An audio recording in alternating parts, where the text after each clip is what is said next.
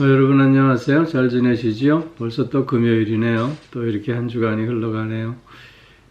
오늘도 하나님의 은혜와 사랑 안에서 좋은 날 되시기를 바라고요. 또 이어지는 주말의 시간을 통해서 하나님과 동행하며 또 하나님 앞에 예배자로서 하나님께 찬송과 영광을 돌리는 우리들 되어줄 수 있기를 소망합니다. 오늘 함께 드릴 찬송은 303장 찬송입니다. 날 위하여 십자가에 중한 고통 받으사 대신 죽은 주 예수의 사랑하신 은혜요. 303장 찬송을 같이 드리겠습니다. 날 위하여 십자가에 중한 고통 받으사 대신 죽은 주 예수의 사랑하신 은혜여. 보배로운 피를 흘려 영영 죽을 죄에서 구속함을 받은 우리 어찌 찬양 안 할까.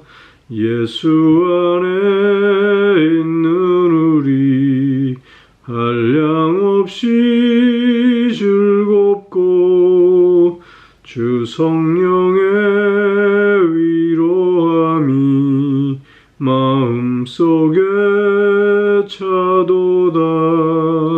천국 음악 소리 같은 은혜로운 그 말씀 끊임없이 듣는 우리 어찌 찬양 안 할까. 이 세상의 모진 풍파 쉬지 않고 불어도 주님 안에 보호받는 우리 마음 편하다. 늘 깨어서 기도하고 저 천국을 바라며 주님만을 기다리니 어찌 찬양 안 할까.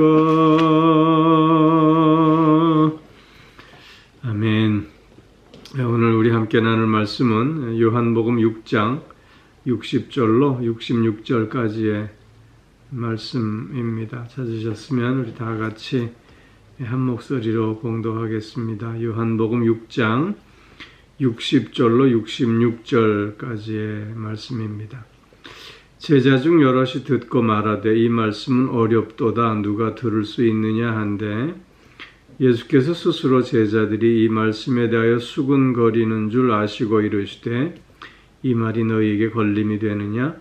그러면 너희는 인자가 이전에 있던 곳으로 올라가는 것을 본다면 어떻게 하겠느냐? 살리는 것은 영이니 육은 무익하니라. 내가 너희에게 이른 말은 영이요 생명이라. 그러나 너희 중에 믿지 아니하는 자들이 있느니라 하시니 이는 예수께서 믿지 아니하는 자들이 누구며 자기를 팔 자가 누구인지 처음부터 아심이러라. 또 이르시되 그러므로 전에 너희에게 말하기를 내 아버지께서 오게 하여 주지 아니하시면 누구든지 내게 올 수 없다 하였노라 하시니라. 그때부터 그의 제자 중에서 많은 사람이 떠나가고 다시 그와 함께 다니지 아니하더라. 아멘. 오늘 말씀은 예수님께서 참 생명의 떡이 되신다는 말씀을 하시고 또 그 말씀을 들은 예수님의 많은 추종자들이 그 말씀에 오히려 걸림돌이 되어서 예수님을 떠나간 것에 대한 말씀을 다루고 있습니다.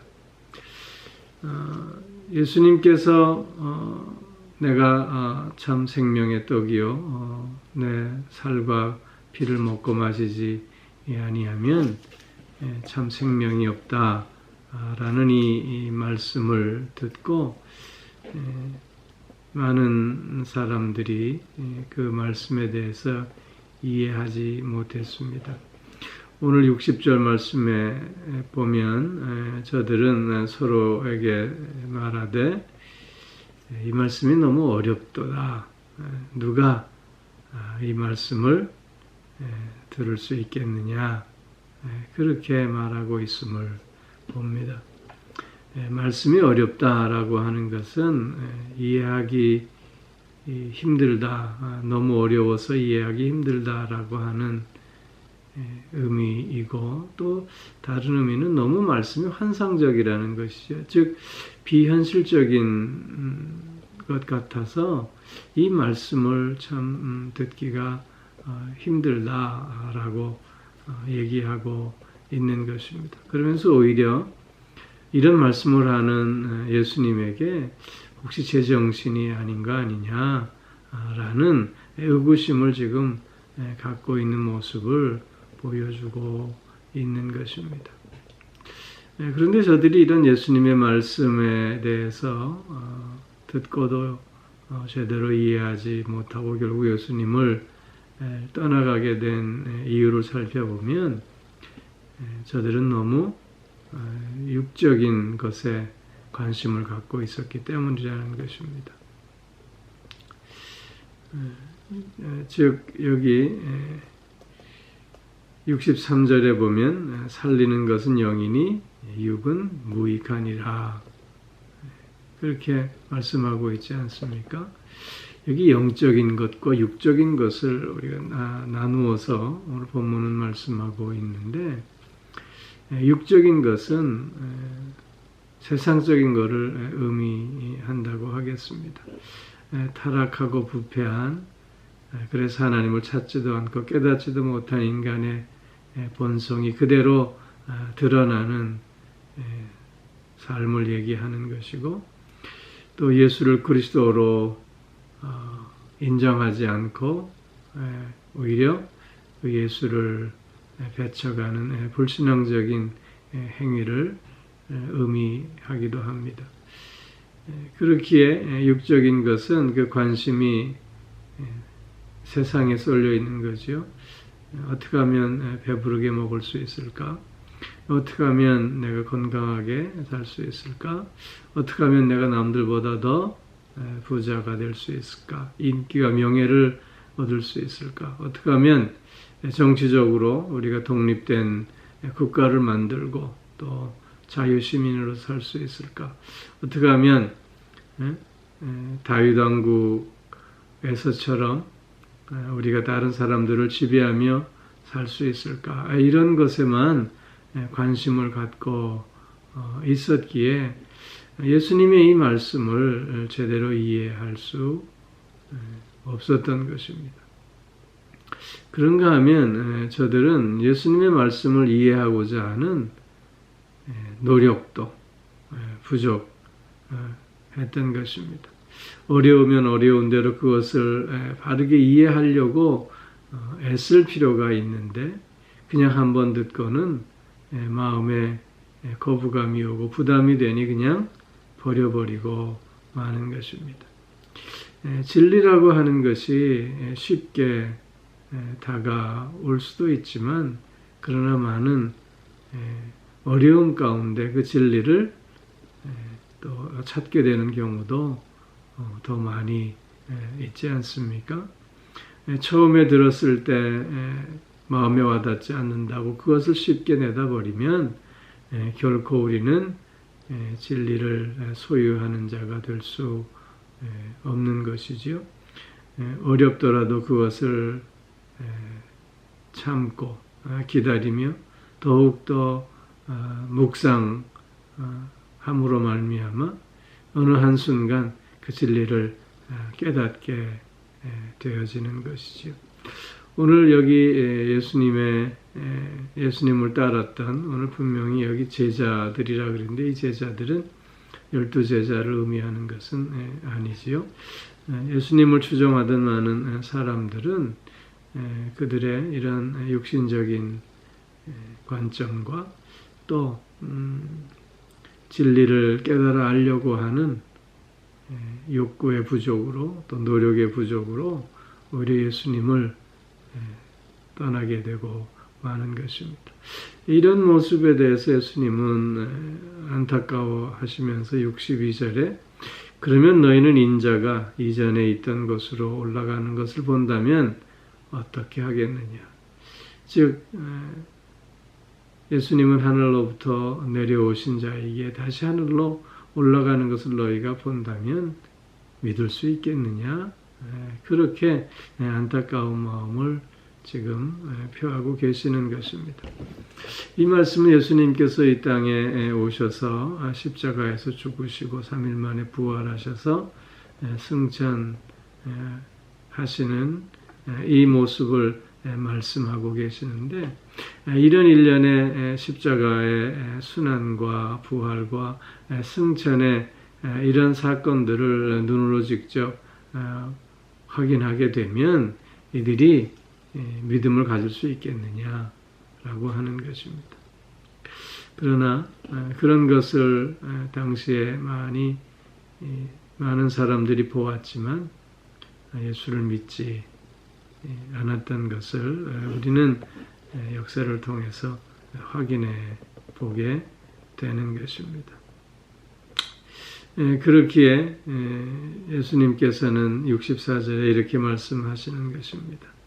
65절에 아버지께서 내게 오게 하여 주지 아니하는 자는 누구든지 내게 올 수 없다고 말씀하시는 것이죠. 즉 믿음이라고 하는 것은 자기가 스스로 가질 수 있는 것이 아니라 하나님께서 그 믿음을 허락하여 주실 때 결국 그 믿음을 소유할 수 있게 된다고 하는 것입니다. 예수님 당시에 너무나도 많은 사람들이 예수님의 이런저런 다양한 이적의 사건들을 경험하지 않았습니까? 그러나 그럼에도 불구하고 그들은 예수님을 믿지 않았습니다. 만약 오늘 우리 시대에 예수님이 다시 오셔서 그런 일들을 행하신다면 얼마나 많은 사람들이 예수님을 믿고 그의 제자가 되었겠는지요? 그것도 사실은 알 수 없는 일이라고 하는 것입니다. 이런 말씀을 통해서 오늘 내가 믿음을 갖고 있다고 하는 것이 얼마나 큰 은혜요, 얼마나 큰 복인지 다시 한번 확인해 볼 수 있게 되는 것입니다. 특별히 이 말씀을 듣고 많은 사람들이 오히려 예수님과 함께 하지 못하고 예수님을 떠나가고 예수님과 다시는 함께 다니지 아니하게 되었음을 밝히고 있습니다.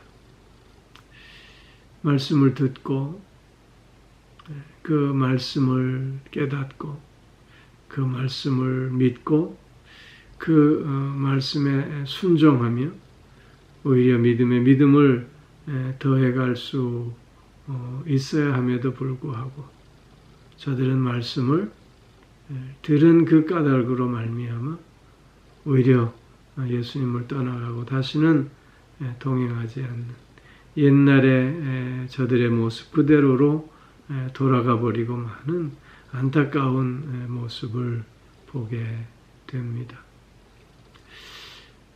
하나님께서는 택한 자를 부르시고 또 부르신 자를 의롭다 하시고 의롭다 하신 자를 영화롭게 하심으로 믿음의 삶을 온전히 살아갈 수 있게 해 주시는 것이지요. 오늘 우리가 바로 그런 삶의 여정 속에 있게 되는 것입니다.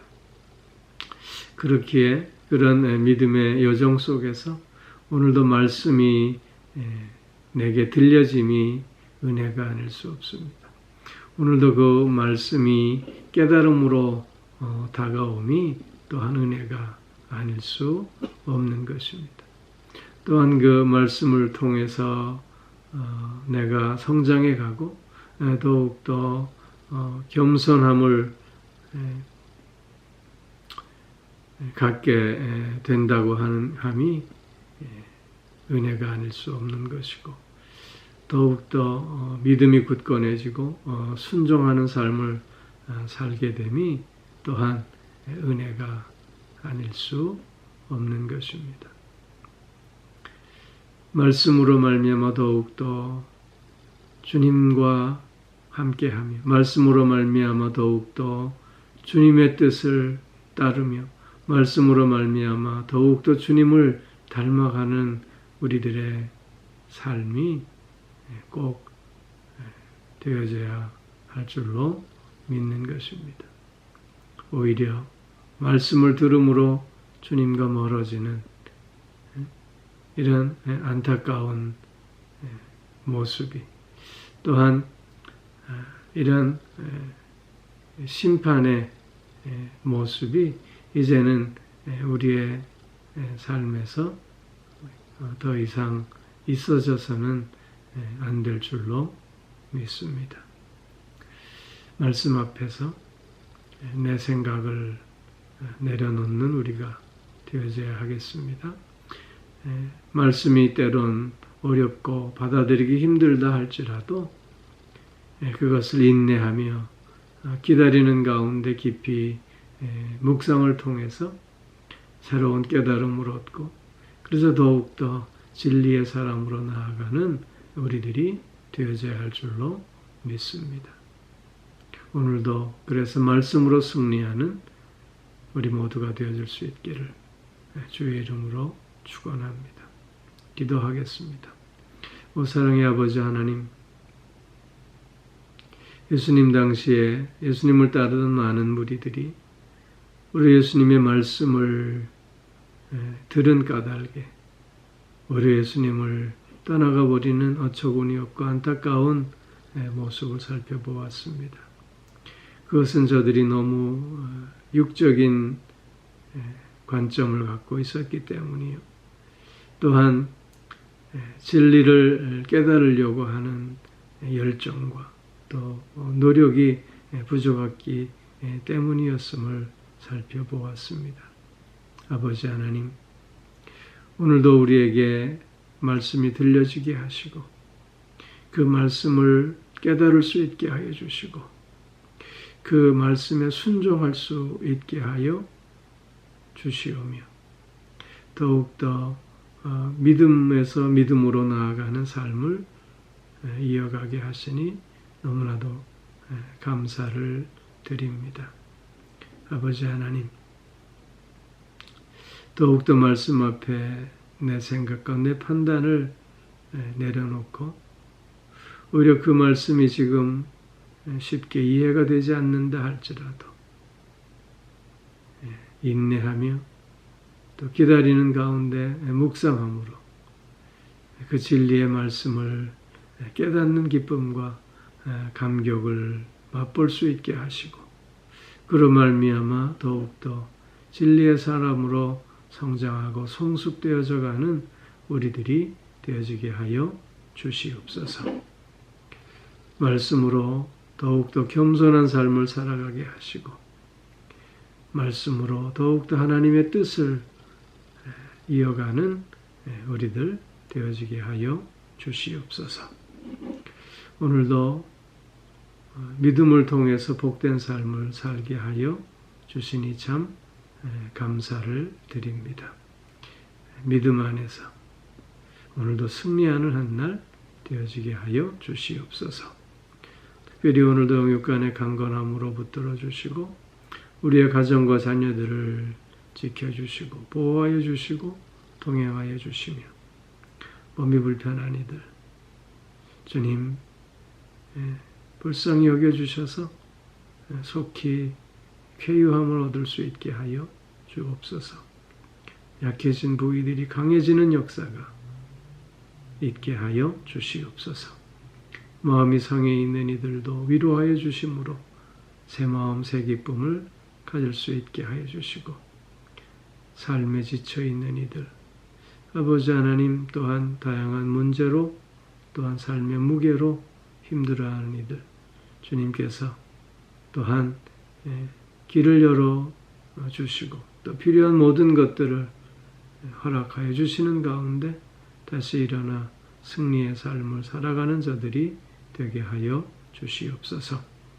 코로나 바이러스가 온전히 또 속히 극복되어질 수 있도록 지혜와 능력으로 더하여 주시옵고, 이러한 때일수록 더욱더 겸손함으로 주님 앞에 나아간 우리들 되게 하여 주시옵소서. 아버지 하나님, 늘 하나님 앞에 예배자로 설 수 있게 하여 주시고, 늘 하나님의 그 은혜와 사랑을 체험하며 감사하는 우리들 모두가 되게 하여 주시옵소서. 이 모든 말씀 우리 주 예수 그리스도의 이름으로 기도하옵나이다. 아멘.